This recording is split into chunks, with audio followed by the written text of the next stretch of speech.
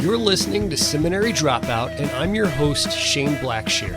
In cooperation with MissioAlliance.org, straight from my house in Austin, Texas to yours, interviews with leading Christian authors, leaders, and thinkers, because good theology should be for everyone. This is Seminary Dropout. Let's go. My guest is Kelley Nikondeha. Kelley is co-director and chief storyteller for Communities of Hope, a community development enterprise in Burundi, and co-founder of Amahoro Africa, an ongoing conversation between theologians and practitioners within the African context. Her newest book is called Adopted, The Sacrament of Belonging in a Fractured World. Kelley, thanks for being on the show. Thanks for having me. You were born in Los Angeles, is that right? Correct. And adopted shortly after that. Right. So I was born in Los Angeles and was within a couple of months adopted into my family. And I had an adoption agency that facilitated that. So, right there at the beginning, I had a lot of different people who had a hand in pulling me into my family. Did you grow up knowing that you were adopted the whole time? I do not remember a time when adoption was not part of my daily vocabulary. For whatever reason, my parents, I think they had a strong intuitive sense of how important it was that this become a normal part of our conversation. And so I've always known that I was adopted and always felt really comfortable talking about it or asking questions. And that was one of the wonderful gifts I believe my parents gave me early on. Where did you grow up? It wasn't in Los Angeles, was it? I grew up in Orange County, so just a little not far from there. South. I'm still a California girl at heart.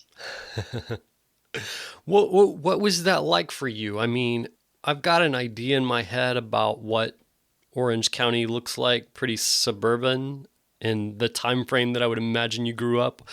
Was it a pretty normal life compared to the people around you? Yes. So I grew up in, like you said, a nice suburban beachside community, and my family is, I would say, upper middle class. So I grew up in a really almost idyllic setting.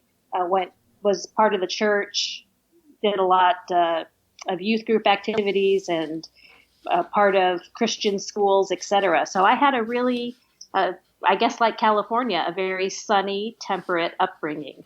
I'm curious about your parents' attitude when they had decided to adopt. Was that something that was based in religious beliefs or something different?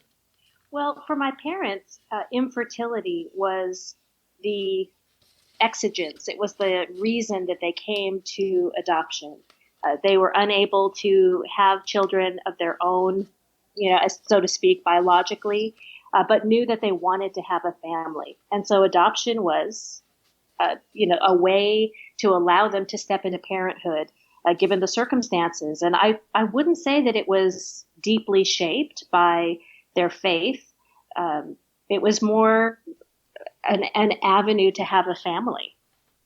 I have one of my best friends is adopted, and one of the things that he's always said is that like his whatever group it is that he is a part of and close to, that to him it seems more like family. And I wonder if you, knowing that you were adopted growing up, if that colored the way that you saw relationships and the people that you interacted with. Oh, absolutely. I think one of the things that I learned early on was that you are part of a family, not necessarily by biology. We tend to assume that it's biology, it's ethnicity, it's the country where you're born that determines who and where and how you belong. But adoption really subverts all of that, because you learn that family is actually a set of habits. It's the way that we choose to welcome and be with one another that shapes us into a family and gives us that deep sense of belonging. And anybody can be your family if you choose to live in fidelity with them. So having that daily experience of family allows you to recognize that my neighbors, my friends at school, my, people that look different or behave different can actually be connected to me, that there is a lot of choice involved and a lot of habits that we can practice. So I would absolutely say that that is one of the gifts that adoption has given me. Your husband is from Burundi, is that correct? Yes, born and raised in Burundi. He actually grew up in what we would call extreme poverty, less than $1 a day. So his experience is the polar opposite of mine in terms of our upbringing. How did y'all meet? He came to the United States for a conference on reconciliation. Burundi struggles with a lot of tribal strife, and so he has always been concerned and involved with trying to be a reconciler in his own context. And I was part of a church that was concerned about reconciliation here in the States, racial reconciliation, as well as just being reconciled to one another, living in healthy relationships with each other. And so when they hosted this conference, he was one of the international people they reached out to. And so we met in Santa Barbara, California, where I was living at the time. And he likes to tell people that when he left, the only thing he went back to Burundi with that he didn't have in the first place was a little yellow Post-it with my email on it. Oh, wow. How long ago was that? Oh, we met that was 1998, and we ended up marrying in 2002. So we have been on this journey together for quite a long time. You wound up adopting 2 Burundi kids yourself. Yes.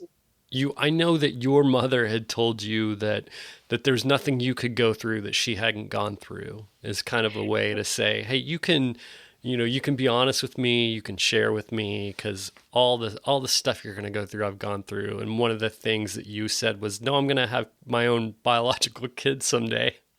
And you haven't gone through that. And then you wound up adopting yourself. Once again, my mother was right.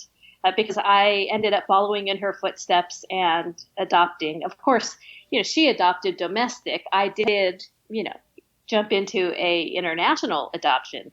But other than that, I followed in her way of shaping family. And so my husband and I did not intend on having children, actually. By that time, we were both in our early 30s and just thought that we would be busy living into God's kingdom and being free to kind of go wherever God would send us. And it was a surprise to meet our children and feel God invite us into parenthood. That was for us really a discipleship decision to say yes when God asked us, will you make room, for these kids in your life? My son, we think, is what we would call an orphan of poverty. He was left on a roadside in a very, very poor community. And so we believe it's just that his parents didn't have the resources to care for him. My daughter, her parents died of HIV/AIDS, and she herself was quite sick. And so she's an orphan of AIDS. So interesting how God, in his wild imagination, shapes families. So we have been together as a family for over 12 years. I find that as I get older and I have experiences that my parents had, that I find myself thinking, oh, all of these feelings that I've had, my parents have felt them before because they've gone through this, whatever this circumstance is. So, about raising kids, about, well, whatever. And I wonder if that had to be especially true for you, thinking, I would imagine that I would have thought, I think I have my head wrapped around this adoption thing, but the role you hadn't had before was being the adoptor. And if that really made you understand it from a new perspective. Absolutely. So, of course, adoption wasn't new to me. I had been living into the adoption story for over 30 years. But being the adopted parent, of course, opened up a whole new set of experiences for me. More conversations with my own mother, of course, because now we had even more that we could talk about together and more that I could learn from her. But there were differences, not only because I was stepping in as a mother, but I was adopting children who did not look like me. Whereas my mother and father adopted a child who I looked like I could be their biological daughter. I mean, people often commented on how similar we looked. And it was always this inside joke whether or not we would tell them that I was in fact adopted. But of course, I adopted children who looked so different from me. And that really did put me into a different space as a mother in a transracial adoption. And I think that was something I wasn't thinking of at the time. I, of course, had married Claude and so was part of a biracial marriage, but I hadn't thought ahead as to what that would mean as a parent. So that has been something that has been very different for me. And in one way, a place where I've had to find resources elsewhere just because that was not my mother's experience. What's been surprising to you about that, about adopting transracially? Sure. Well, when I brought my babies home, initially we were living in the States for the first few years of our marriage. So when we brought Justin and Emma home, they were these beautiful, adorable, chocolate-skinned African babies. And the church threw a big party for us, and everybody came and brought gifts. And, you know, in a sense, they treated us like we were Brad and Angelina, you know, with our exotic, beautiful African orphans. And people love to think that you're the heroes in the story, and they, you know, homecoming is intoxicating. I mean, it just is. It's exciting. But what I recognized several years later was when Trayvon Martin was shot in Florida. I remember seeing his picture on TV and realizing that my son looks like him. Now my son, you know, was older and he didn't look like that adorable little baby anymore. He looked like Trayvon. And for me, it was the realization that my son was stepping into a very different kind of a story. And that was going to require different things of me as a parent than I had ever anticipated. So, I mean, that was and continues to be one of the deeper challenges for me is to parent my beautiful children who look different from me in a world that is not always loving to them, that often assumes a lot of things just based on the color of their skin. And a lot of Christians would want me to, you know, well, come on, we're all Christians and we love your kids. And sometimes they don't recognize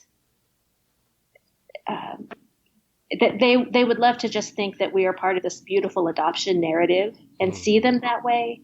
And yet most of the world will look at my kids and see them as Black kids with all of the freight of that in our current culture. And sometimes I have not found that folks in the church have been as able to help me on that part of the journey. I mean, I think about things like the talk that people in the Black community have to have with their kid, where they say, you know, hey, if you ever get pulled over, act this way, or when police are talking to you, act this way, for their safety. And how, you know, we as white people kind of know the mechanics of that, but it's not as intuitive as it would be coming from another person of color. And having to help your kids navigate that, you know, they're your children that you love more than anything, but there's this experience that you're trying to communicate that you don't exactly have yourself. Well, and I think that even before I got to that step, for me was the recognition that I had to deal with my own stuff, for lack of a more theological word. Hmm. I had to deal with the narratives that I was given about police and about ways to interact with police and what to believe about community safety. And I was raised, to feel safe um, in those spaces. And I raised my kids when they were very little. When we would see a policeman, I would take them up and introduce them. And, like I remember sitting in a McDonald's once, and this officer must have been on his break. He was having his breakfast, and I brought the kids over so that they could meet him and know that if they were ever scared, this was a safe person for them. And Hmm. I was giving my children what my parents had given me and what had always served me well growing up.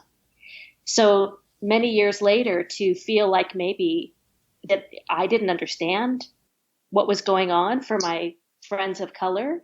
I really had to reckon with my own ignorance and blindness so that I could actually get to the place to think, oh, how do I have a different conversation with my children? And who will help me think differently and learn how to have that conversation. So I often tell people who want to adopt cross those racial lines, you have to be willing to do your own work. And the Spirit is good to lead us. The Spirit is good to convict us and crack us open for the sake of our children.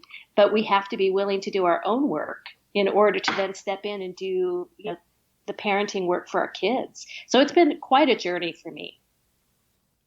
So, a lot of the book is your own story, but also just tracing through the Bible and pointing out the adoption narratives throughout it.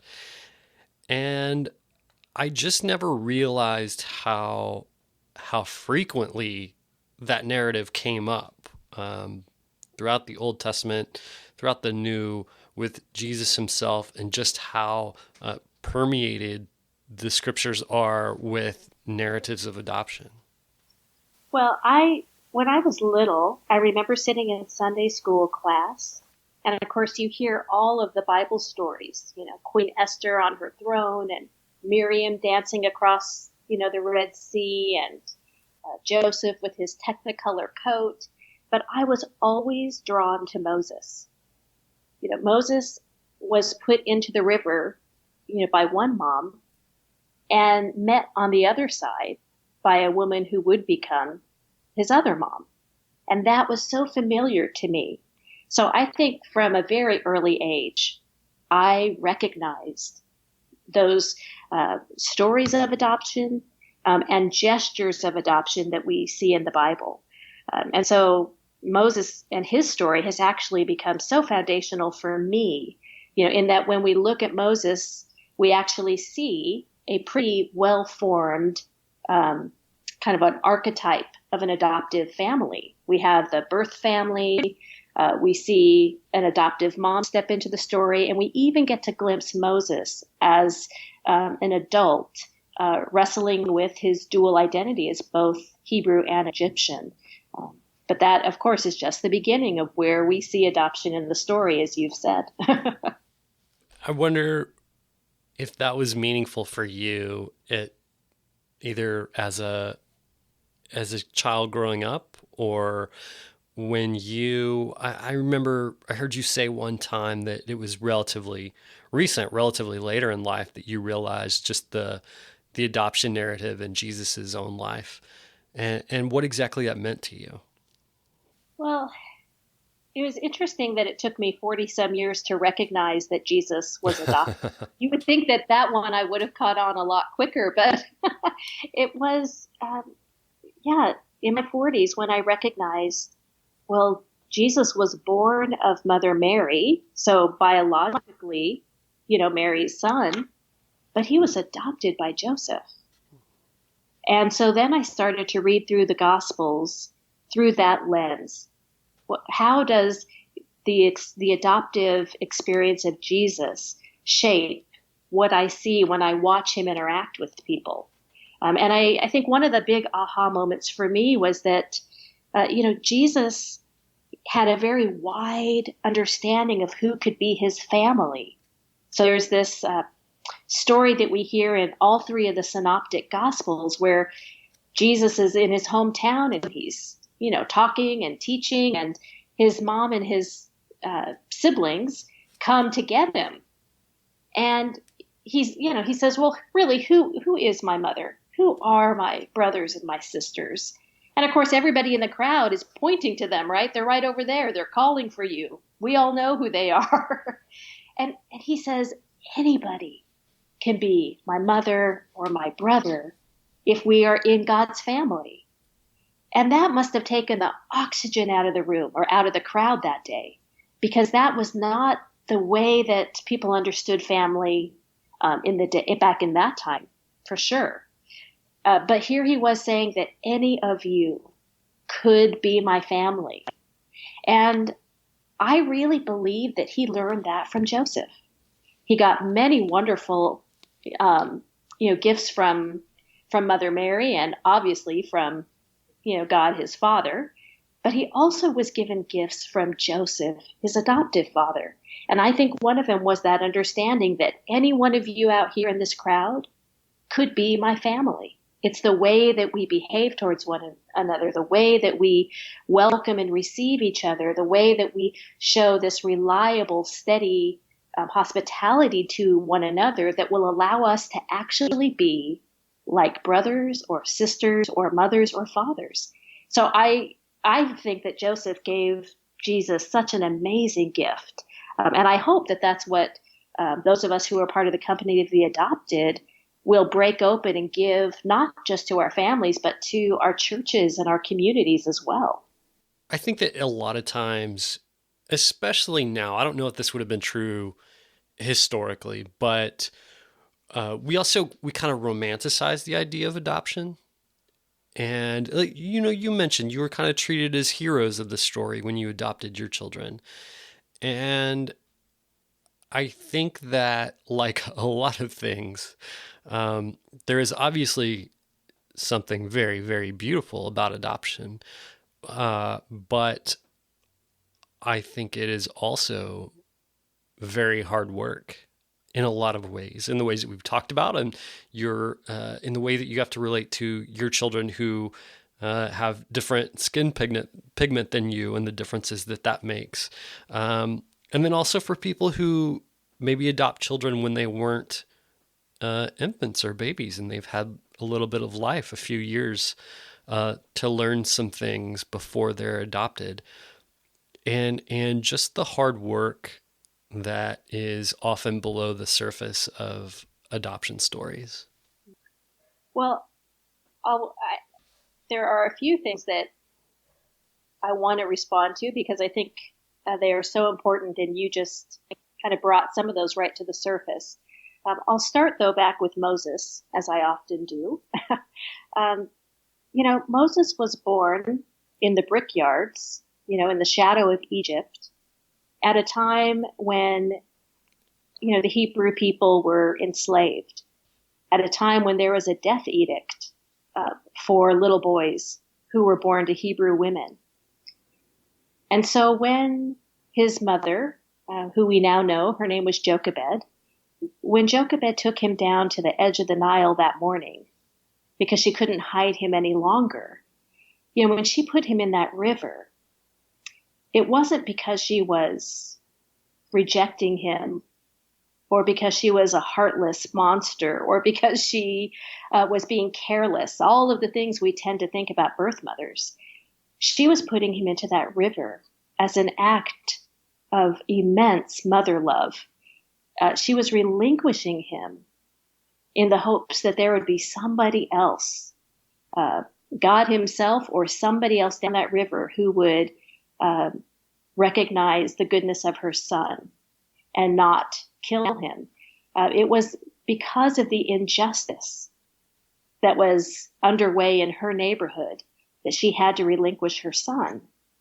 And so sometimes we don't expect love to look like relinquishment, but more often than not, it is the different injustices in our society that cause women to have to relinquish their children. It is the case for both of my children. One who, his mom suffered under extreme poverty, and the other who struggled under a disease that was compounded by extreme poverty and et cetera, civil war and whatnot, that these women relinquished their children, not because they wanted to, but they really did in different ways. It was the only thing on offer for them in that dire moment. So I think we have to recognize the adoption story begins often with some kind of injustice or even generations of injustice that it can impinge upon a woman and her family that make relinquishing a child the most hopeful, loving thing they can do in that moment. Now, that helps me talk to my children about the dynamics that would have led their moms to let them go. But it doesn't take away the sadness. It doesn't take away the lament that we have to step into together as a family, because it's always sad when a mom can't keep her child for whatever reason. So I think that I'm committed to talking about adoption as redemptive, because I want to name redemption every chance I get. But I think in the adoption story, for me, if I can talk about the relinquishment and the injustice and talk about the ways in which God allows us to step in and be redemptive partners with one another, somehow being able to talk about those together, to me, brings about at least a more wholeness as we talk about the complicated sadness and goodness that is all part of the adoptive story. So that's where I would start. Well, I wonder, talking big picture, when we talk about the narratives all through Scripture with Moses and Jesus and everyone in between, why is that meaningful? Like, what's the cash value? What do we learn from this adoption narrative that we can take with us today? Well, the most basic is that we are shaped by belonging, not just biology. And it's so basic that I think it's easy to miss it or to want to jump step over it. But it really is, to me, a cornerstone in understanding that family isn't only or most definitively shaped by biology. It is shaped by the ways that we show up in daily ways and belong to one another. And, because the metaphor of family is woven all throughout Scripture, it is that deep metaphor for understanding what it is to belong to one another and belong in God's family. And we all come to that table as God's adopted children. Paul tells us multiple times in his various epistles that we are adopted sons and daughters. That's how we come into God's family. And it is, these habits of belonging, the ways that God has been faithful and hospitable to us, and that we then get to reciprocate as best we can with one another and with God, that we get to belong. So it pushes against our tendency to think that biology is the most definitive thing. It pushes us against thinking that nationality and ethnicity are so deeply determinative, because actually you can belong to somebody who doesn't look like you, who doesn't come from the same country of origin that you do, and yet that deep fidelity allows us to belong to one another. It's what allows us to belong to God. I mean, it sounds like what you're saying is that the adoption narratives in Scripture remind us that we come from the same Creator, and that there's so much more there's so much more in that. That's enough for us to be more similar than different. And I don't know, it sounds very trite, but like that we're all loved very much by the same God. Well, we're part of the same family. We're part of the same family tree. Right. But, we are more alike than we think. And yet I think adoption tells us that we are different. I think one of the things I love when I look at the metaphor of adoption is, yes, we are different. I mean, adoption doesn't let you off the hook from the very first moment you recognize that we are coming together from different places, whether it's a different family, family of origin or a different country. Right up front, we know that there is difference, but that difference is not definitive. It doesn't have to be the reason that there is a wedge between us. And there are ways that we can connect with each other that embrace that difference and allow it to become part of who we all are as a family. So I am a different person because of my Burundian children, just like they are different people because of their American mom.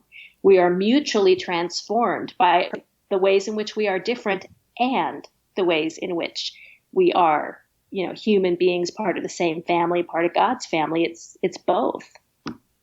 And I think part of what I was trying to get at is that there's behind so many problems today lies fear.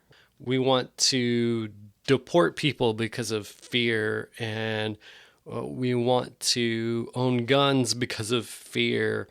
And that behind that fear lies this just belief that we are unreconcilably different. I think I just made up a word.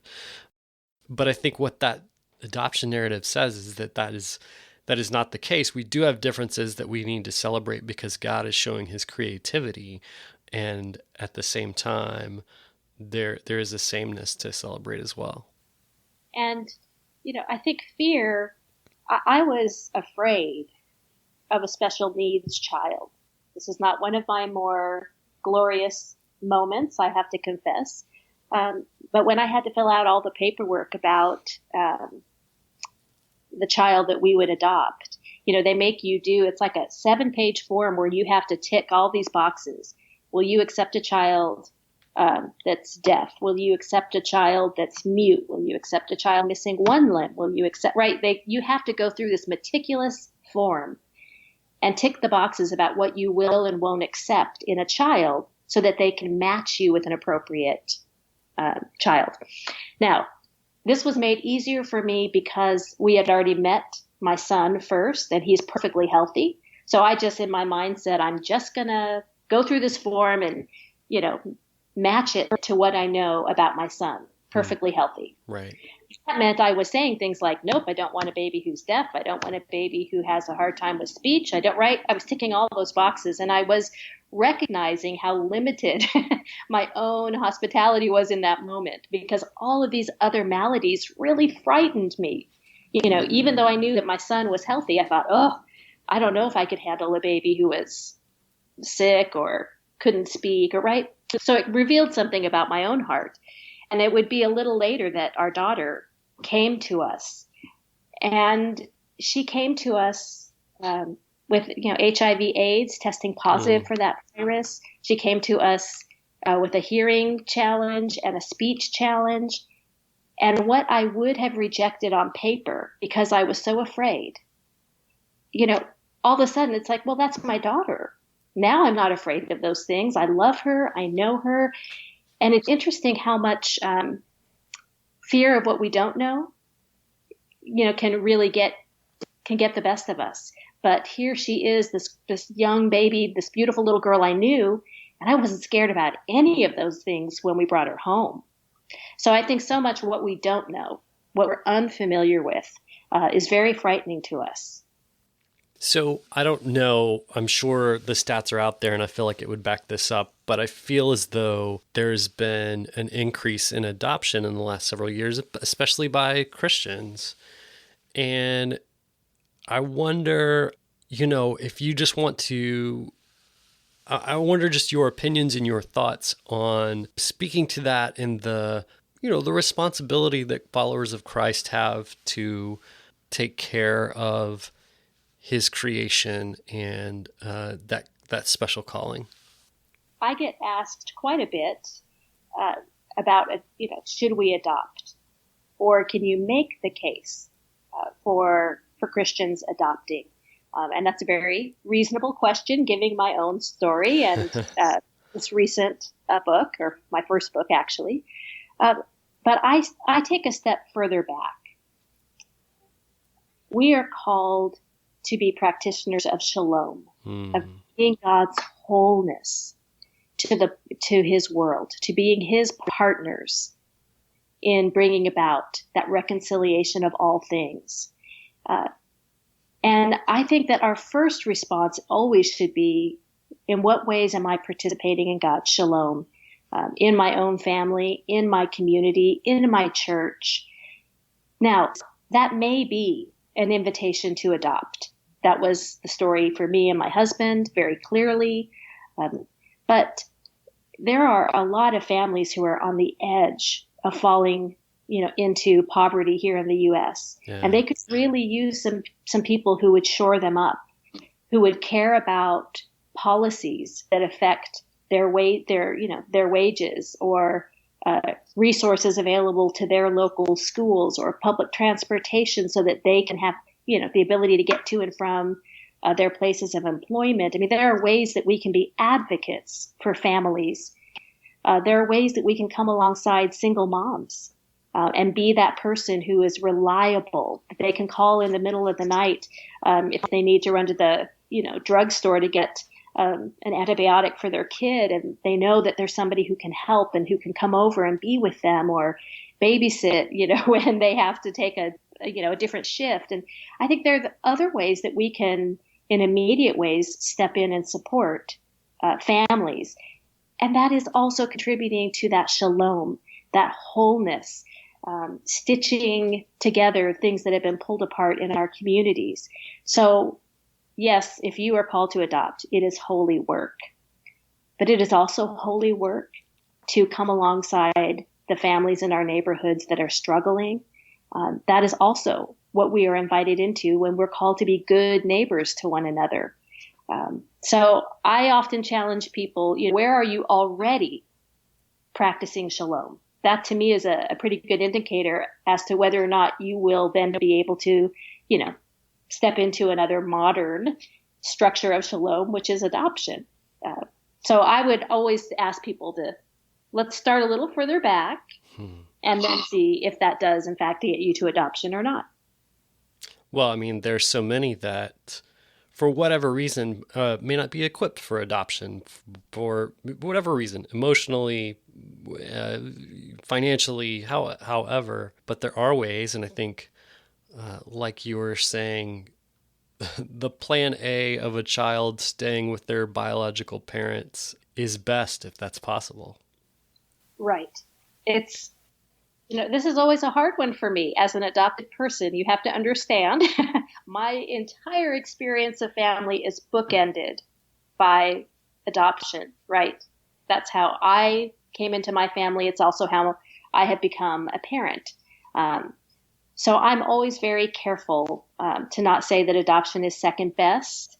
There is something about that feels a bit of a betrayal to the way that God has shaped my family. Sure. And yet I understand that what we want is for a world that is just flooded with justice. And part of what justice looks like is families not being torn apart by war and disease and poverty and all of these things that have often caused women to have to relinquish their children. So my husband and I do development work in Burundi. And, for us, yes, we are taking care of Justin and Emma on one side of the relinquishment, right? They have been relinquished and we have adopted them. And as I said, I believe that is holy.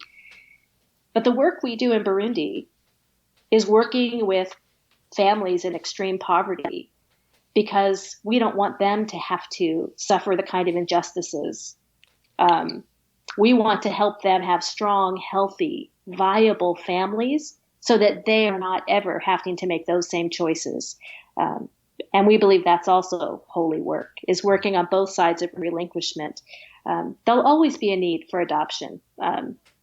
There are ways in which, even if it wasn't injustice, there just is, bodies age, accidents happen. We're always going to need adoption in the world. But beyond that, God has adopted us. So adoption is an eternal part of our family, even if the world is set completely right. And justice rolls down, as Amos says, and we all dream.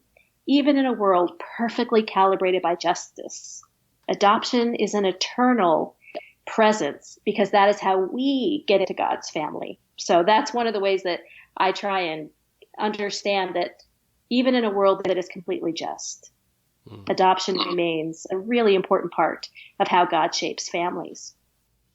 Well, Kelley, I thank you so much for just being here and sharing your story with us. I'll have links to the book and to your website on the show notes for anybody who wants to grab the book or read more about you. But thanks so much for being on the show. Well, thank you for having me.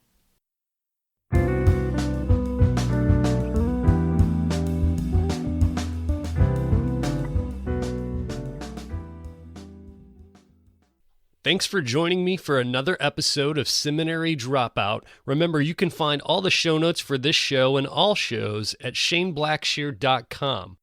Oh, and hey, have you ever thought about starting your very own podcast? I bet you have. And I think you should do it. In fact, I've created a course just for you to teach you everything that I've learned over the last couple of years producing Seminary Dropout. So if you're interested in podcasting and want to learn how, go check out my course. You can go there by typing in podcastingforeveryone.org. And you can get a special discount by typing in the discount code Seminary Dropout, all one word. That'll give you 25% off. So go check it out. If you have any questions, let me know. Okay. Thanks to those that left ratings and reviews on iTunes this week. Remember, that keeps the show front and center.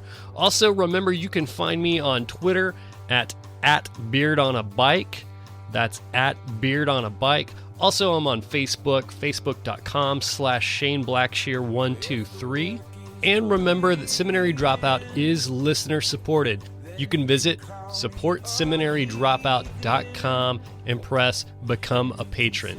Remember, this music you're listening to right now is by D.L. Rossi. You can find him online on iTunes and at dlrossi.com.